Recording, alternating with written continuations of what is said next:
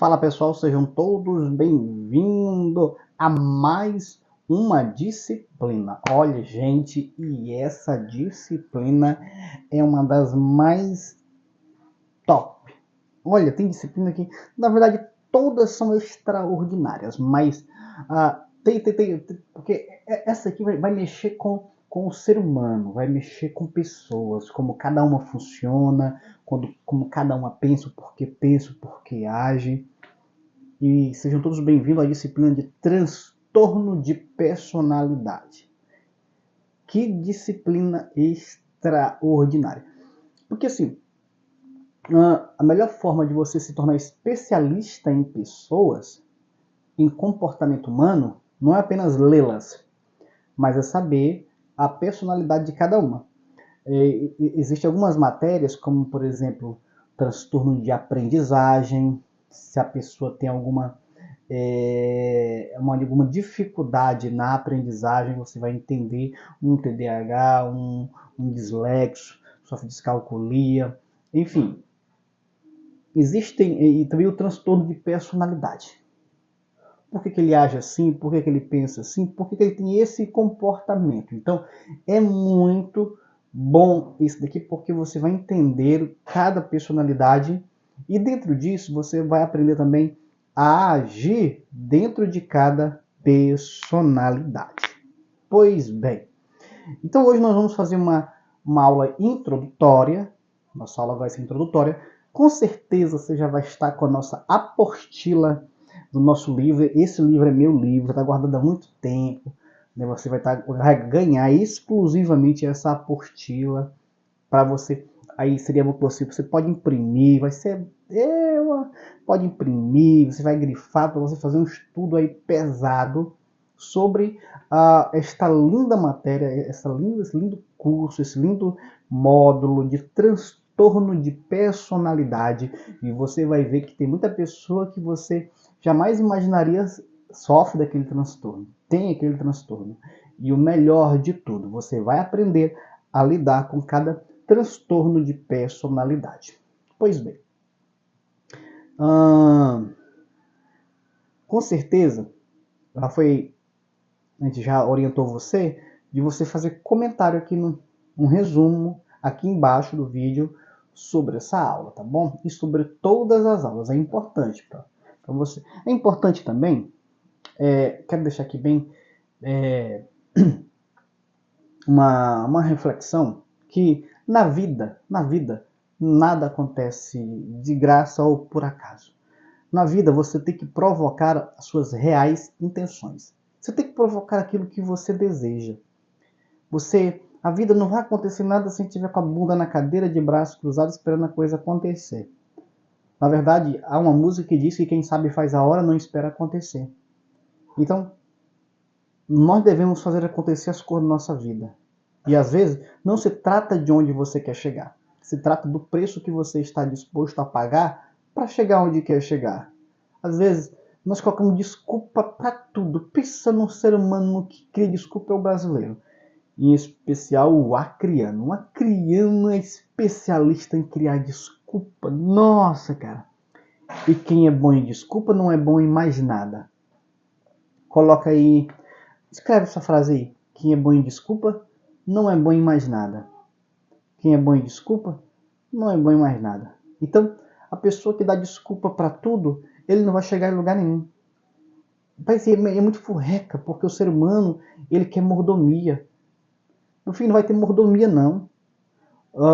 O carbono se transforma em diamante, né? O carvão vira carbono, do carbono vira diamante, mas ele vira diamante devido a uma alta pressão que ele recebe para virar. As rochas, as pedrinhas lisas, elas ficam lisas devido à agitação do mar batendo nas pedras. Então, ela vai ganhando aquela forma lisa. Então, não tem como fazer uma espada dos tempos antigos de forma suave. Então, era batendo nela, colocando ela no fogo. Então, na vida, nada vai vir fácil. E muitos criam desculpa de vencer na vida, de fazer uma faculdade, de fazer um curso de formação que nem esse extraordinário, e colocam desculpa. Ai, que eu tô com problema na família. Ai, que eu tô com problema nisso. Ai, que eu tô com problema financeiro. E aí? Tu tá com problema financeiro, o que você vai fazer? Você vai ficar de braço cruzado, vai se largar mesmo, tu não vai comer não, tu não vai pagar conta não, tu não vai se investir não. Então, não se trata de onde você quer chegar, se trata do preço que você está disposto a pagar para chegar onde quer chegar. Não dá desculpa. Cara, se eu fosse dar desculpa para tudo, eu não teria chegado onde eu consegui chegar hoje e ainda vou chegar ainda.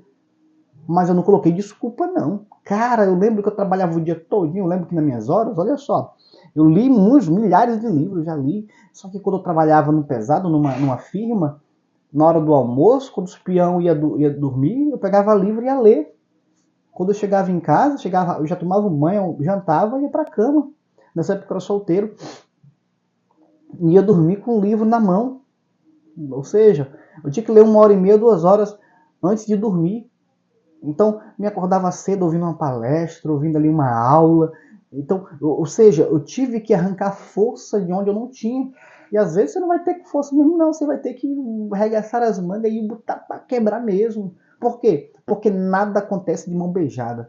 Você que decide. Ou tu vai botar para quebrar, ou tu vai ser apenas mais um na multidão. Ou tu vai ser apenas mais um. Uma vidinha, viver na mesmice, sempre contando a história dos outros e não contando a tua história, sempre aplaudindo a história dos outros, não aplaudindo a tua história, sempre torcendo pelos outros, nunca torcendo por você. Por quê? Porque tu sempre vai dar desculpa para tudo, tu sempre vai dar desculpa que, meu Deus, porque as condições, porque isso, tal, não sei o quê. Então, quem dá desculpa para tudo não é bom em mais nada e não vai chegar a lugar nenhum. Portanto, e não é condições não, porque os melhores homens de sucesso, as mulheres de sucesso, não tinham condição alguma, porque elas tinham força de vontade. Vai para cima, porque você só vai chegar a algum lugar se você arregaçar as mangas, tirar a bunda da cadeira mesmo e botar para quebrar, meu filho. Porque quer moleza, senta no pudim. A vida ela vai te bater, mas não se trata quantas vezes ela vai te bater, se trata quantas vezes você vai se colocar de pé e continuar prosseguindo para o teu objetivo. Tá bom? Vamos lá. Reflexão dada. Vamos pro... Existem muitos modelos de personalidade humana. Os traços ou características de um transtorno de personalidade costumam se tornar notórios durante a adolescência ou no começo da vida adulta. Olha só. Começa na adolescência ou no começo da vida adulta. Por isso que não pode fechar nenhum... No que diz respeito ao transtorno de personalidade, não se pode fechar diagnóstico quando a pessoa é criança ainda. Simplesmente no finalzinho da adolescência, pelos 16, 17 anos, 18, ou até mesmo na vida adulta, quando algumas características, os traços dessa personalidade vai começar a se desenvolver. Outra coisa, o fato de você, depois dessas aulas, depois dessa matéria, quando você vê pessoas com essa personalidade, com esses comportamentos, não significa que a pessoa é esse comportamento. Ela pode ter traços narcisistas, mas não significa que ela é uma narcisista. Pode ter traços borderline, mas não significa que ela é uma borderline. Pode ter traços histriônico, evitativa, ela pode ter toque, mas não significa que ela tem os traços, mas não significa que ela tenha, porque isso aí requer um diagnóstico mais amplo, de uma equipe psicopedagógica, psicoterapêutica, psiquiátrica, para poder fechar o diagnóstico daquela personalidade daquela pessoa, tá bom? Então, eu escrevi o meu livro, que eu ainda não publiquei, tem mais de 200 páginas, é muito grande, muito bom também o livro. Além dos psicopatas que vão se encaixar aqui com outro nome, mas eu vou dar uma aula à parte para falar exclusivamente daquilo que nós chamamos de psicopata ou antissocial. Tá bom? Mas isso aí não é algo à parte. Mas mesmo assim, como eu falei, não se pode fechar. E não se pode taxar a pessoa como você é um narcisista, você é um histriônico, você é um borderline, você é um evitativo, você é um paranoide, você é um esquizoide, você é um esquizoide. Não. Não se pode fechar diagnóstico, tá bom? Não se pode taxar as pessoas como tal. Bom, pois bem, existem muitos modelos de personalidade humana, como nós já falamos. Logo, um transtorno de personalidade é um padrão persistente de pensamento, sentimento e comportamento que é relativamente estável ao longo do tempo. A personalidade é o resultado da combinação, para Mecler, 2015, a personalidade é o resultado da combinação do temperamento e do caráter, ou seja, a combinação de fatores constitucionais e ambientais. Lembrando, quando eu falar assim, ambientais ou genético, genético da genes, vem do sangue, vem da pessoa, tá bom? Hereditário. Agora, o ambiental, quando a pessoa desenvolve uma característica, uma personalidade, né, de maneira ambiental, é do ambiente pelo qual ele viveu, pelo qual ele foi inserido. Então, aquele ambiente tornou ele daquele jeito. Uma prova disso é o toque. O antissocial também, alguns traços pode ser desenvolvido, mas o antissocial, que é o psicopata, ele vai ser genético. Mas o toque, por exemplo, ele vai ser um fator ambiental, de um pai sistemático, de uma mãe sistemática, criteriosa, e ela vai entrar nessa dinâmica do toque, que é o transtorno obsessivo compulsivo do ambiente, assim como os outros transtornos de personalidade. Citando Hogan e Johnson, o Dr. Beck, 2017, corrobora que a personalidade humana normal compõe-se de vários traços de personalidade. Diante do exposto, cada indivíduo possui um perfil singular, composto por pequenos traços centrais, vários traços principais e muitos traços secundários. Eu quero aqui falar algo aqui que eu não esqueça, que assim, se eu não falar, eu não esqueço, que a personalidade da pessoa,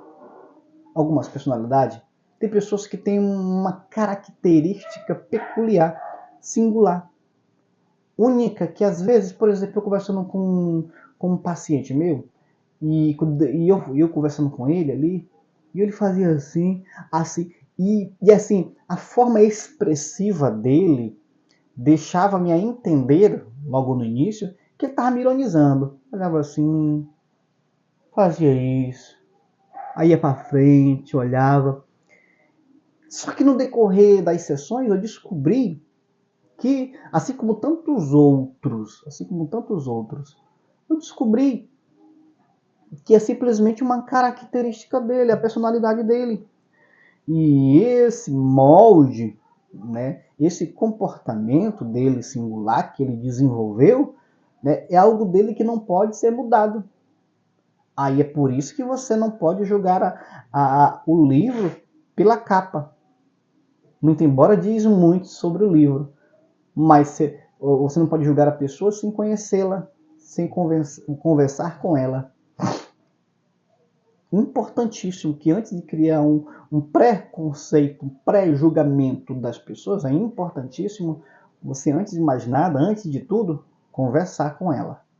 Você, primeiramente, conhecê-la, ouvi-la, e você vai perceber que aquela personalidade é o de menos. Aquela personalidade não define aquela pessoa, tá bom? Porque às vezes é o jeito dela e às vezes ela nem sabe que tem esse comportamento. Às vezes ela nem sabe que isso irrita alguém. Ela nem sabe que essa postura, algumas pessoas nem sabem que algumas posturas irritam outras pessoas. Nem sabem que alguns comportamentos chateiam outras pessoas. E nós acabamos que julgando, né? Aquela pessoa é muito metida, aquela pessoa é muito chata, olha só, muito soberba, é muito hipócrita, é muito exibida, é muito isso. E às vezes a gente nem conhece, nunca sentou para conversar com a pessoa. E quando você senta para conversar, você vai ver que a pessoa não é nada daquilo que você hipotetizou ou imaginou. Muitas pessoas criam isso de mim, criaram isso de mim, né? É muito metido, é muito sei o que, ele é fechado, ele é sério. E quando conversa comigo, vê que eu sou totalmente diferente. Assim são as pessoas, tá bom? O ser humano é um ser de traços singulares e digno de estonteante contemplação. Cada ser humano precisa ser tratado como peças fundamentais que compõem nossa breve vida. Sobre um transtorno de personalidade, o Manual de Diagnóstico Estatístico de Transtornos Mentais, que é o DSM-5, 2014, diz: É um padrão persistente de experiência interna em comportamento que se desvia acentuadamente das expectativas da cultura do indivíduo. É difuso e inflexível. Começa na adolescência ou no início da fase adulta. É estável ao longo do tempo e leva ao sofrimento ou prejuízo. Quando um transtorno de personalidade tem que ser assistido de perto, tem que ser olhado, tem que ter mais cautela e cuidado, quando traz prejuízo a outrem e a ele mesmo. Quando traz prejuízo para o próximo e para ele mesmo. Quando ele foge, aqui como o DSM-5 fala, quando a pessoa foge do padrão da sua cultura, opa, vamos assistir essa pessoa, vamos começar a olhar para ela, porque ela está fugindo aquilo que nós chamamos de normalidade, né? Não é verdade? Quando está fugindo da normalidade, opa, uma pessoa não vai chegar dentro de um hospital, né, e dar uma gargalhada bem calorosa, ou até mesmo no velório. Se uma pessoa der uma gargalhada no velório, né, se um filho que perdeu a mãe, ele tá soltando piada para todo mundo, opa, tá contando piada ali divertidamente, né? Então, até mesmo aqueles que enchem a cara tomando, ele tá criando um mecanismo de fuga também. Então, claro, não estou dizendo que ele sofre de um transtorno, mas está fugindo de alguma coisa. Então ninguém vai dar uma gargalhada, ninguém vai contar piada no velório, principalmente os familiares. Se faz isso, opa, precisa ser assistido. Como diz aqui, olha só. O DSM diz, é um padrão persistente de experiência interna e comportamento que se desvia acentuadamente das expectativas da cultura do indivíduo. Qual a expectativa da nossa cultura? Que chegue no velório e fique ali, não é que não esteja chorando, mas esteja ali ainda impactado ainda, traumatizado com aquele acontecimento. Bom, podemos ter um indicativo diante do texto de um traço patológico de personalidade. É importante salientar que diversos transtornos deixam indício desde cedo, por meio de características descritas por Katia McClare. A Katia McClare vai dizer essas características, que é a instabilidade, impulsividade, baixa autoestima, tendência à automutilação, manipulação, hostilidade, isolamento, anorexia e bulimia. De acordo com McClare, não se deve apresentar qualquer classificação precoce, uma vez que essas manifestações podem ser expressões comportamentais da adolescência, período do qual a personalidade ainda está em formação. Como a autora aqui, a McClare, vai dizer, olha, podemos ter, logo no início, podemos ter um indicativo diante de um traço patológico de personalidade. É importante salientar que diversos transtornos deixam indício desde cedo, mas também não significa que a criança vai ser. Uma criança de 8, 10 anos tem aquele comportamento, claro, os psicopatas com essa idade, eles amam ver morte, né? Eles amam ver o sofrimento. Eles amam ver ali a pessoa sendo sangrada ele ama, ele gosta, né? Dá um tesão emocional ali nele ao ver uma galinha morrendo, um cachorro, um pássaro, ele gosta de estrangular. Então, desde cedo já dá para olhar, para ser assistido e não fechar diagnóstico. Pode. A gente já alguns psicoterapeuta já bem habilitado para essa área já consegue ter essa noção, mas não significa, não dá para fechar ainda, porque ainda está em formação de personalidade, vai passar pela adolescência, e a adolescência vem de adolescer, é uma fase adoecida da vida, que a pessoa vai passar ali por essa complexa fase. Então não se pode fechar diagnóstico. De acordo com o DSM-5, os traços de personalidade são padrões persistentes de percepção, de relacionamento e de pensamento sobre o ambiente e si mesmo que são exibidos em uma ampla gama de contextos sociais e pessoal. Então, por quê? Porque tem que ver qual é o comportamento dele. O que sofre de um transtorno de personalidade, esse comportamento ele vai desenvolver aqui, fora na faculdade, na universidade, no trabalho, ele vai ser aquela personalidade onde ele estiver. Os traços de personalidade constituem transtorno de personalidade somente quando são inflexíveis e mal adaptativos e causam prejuízo funcional ou sofrimento subjetivo significativos. Estudo aponta que o diagnóstico de transtorno de personalidade exige a avaliação dos padrões de funcionamento de longo prazo do indivíduo e as características particulares da personalidade devem estar evidentes no começo da fase adulta. De acordo com o DSM-5, para que um transtorno de personalidade seja diagnosticado em um indivíduo com menos de 18 anos de idade, as características precisam ter estado presente pelo menos por 1 ano, viu? Olha só o que é que o DSM vai dizer ainda. Características que surgem, os traços de personalidade que definem esses transtornos devem também ser diferenciados das características que surgem em resposta a estressores situacionais específicos ou estados mentais mais transitórios. Uma coisa é o transtorno e outra coisa é o comportamento, é a personalidade dele, característica do ambiente dele, tá bom? O que você preste bastante atenção, agora com atenção, no que, se der para voltar, volte no que eu vou ler aqui sobre o que o DSM-5 continua dizendo ainda. O clínico deve avaliar a estabilidade dos traços de personalidade ao longo do tempo e em diversas situações, embora a única entrevista com o indivíduo seja algumas vezes suficiente para fazer o diagnóstico. Frequentemente é necessário realizar mais de uma entrevista e passá-las ao longo do tempo. Fez uma outra, fazendo, aí cria um espaçamento, né? uma distância de um atendimento para o outro para poder ter mais solidificação para o diagnóstico. A avaliação pode ainda ser complicada pelo fato de que características que definem um transtorno de personalidade pode não ser considerada problemática pelo indivíduo. Os traços são com frequências agostônicos. Para ajudar a superar essa dificuldade, informações suplementares oferecidas por outros informantes podem ser úteis.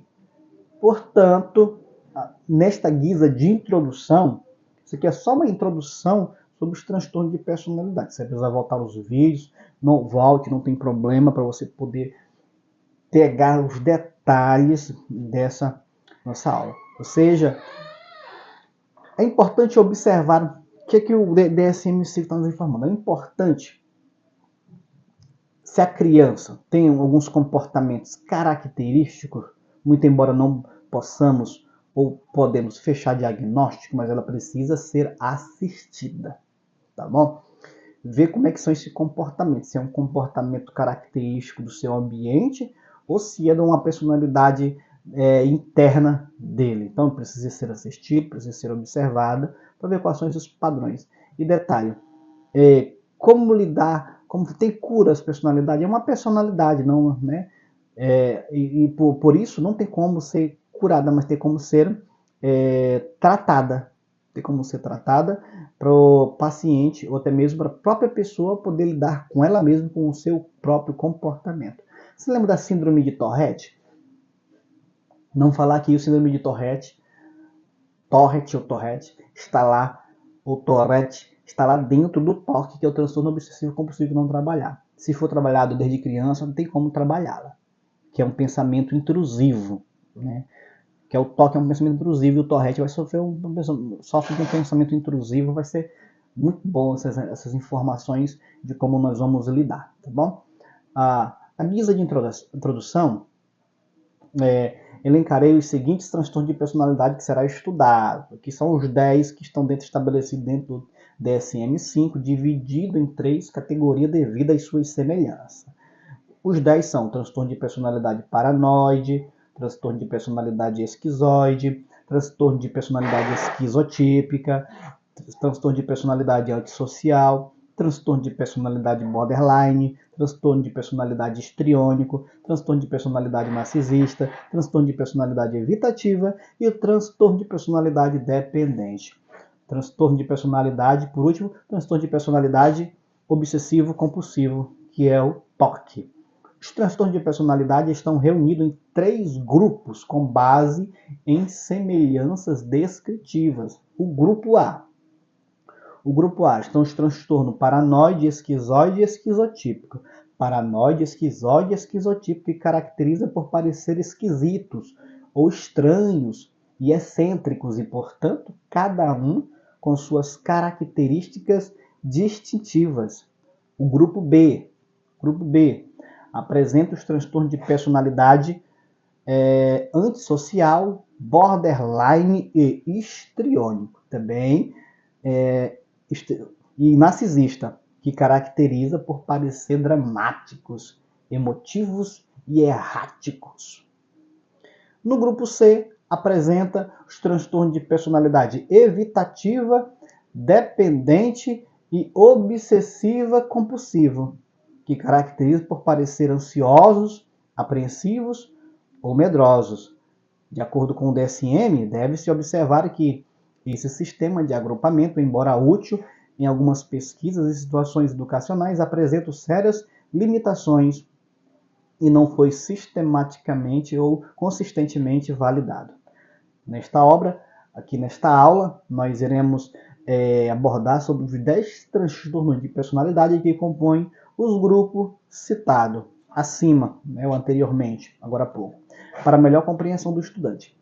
Eu abordarei nessa aula, de forma introdutória, cada transtorno, bem como seus sintomas ou traços e também o tratamento. Vale ressaltar que trata-se apenas de uma breve introdução, que é muito vasto e tome nota de tudo. A apostila vai ser entregue para você, tome nota de tudo, tá bom? Por mais complexo que seja o ser humano, por mais incompreensível, por mais insociável que seja, por mais irritável, todo ser humano é digno de aplauso, pois a excelência só tem sentido pelo fato de ser ornamentada pela figura humana. Portanto, todo ser humano ele é digno de ser contemplado, ele é digno de ser honrado, de ser aplaudido, de ser admirado. Todo ser humano, independente da sua característica, da sua personalidade. Como eu disse para você, para concluirmos essa aula, como eu já disse, todo ser humano ele precisa ser respeitado. Às vezes nós criamos um pré-julgamento, um preconceito de uma pessoa pelo qual nós nem conhecemos. Um preconceito, um pré-julgamento de uma pessoa que nós não sentamos, nós não tomamos um café, tomamos uma água com aquela pessoa, tomamos um suco, lanchamos, sentamos para conversar. E de repente nós criamos também um pré-julgamento pelo fato de que outra pessoa falou que aquela pessoa não presta, que aquela pessoa é isso, que aquela pessoa é aquilo. Portanto, sente com a pessoa, se permita conversar com as pessoas, se permita conhecer as pessoas e respeite ela na sua singularidade. Essa foi nossa primeira aula, nossa aula introdutória do nossa matéria ou disciplina de transtorno de personalidade e até a próxima aula.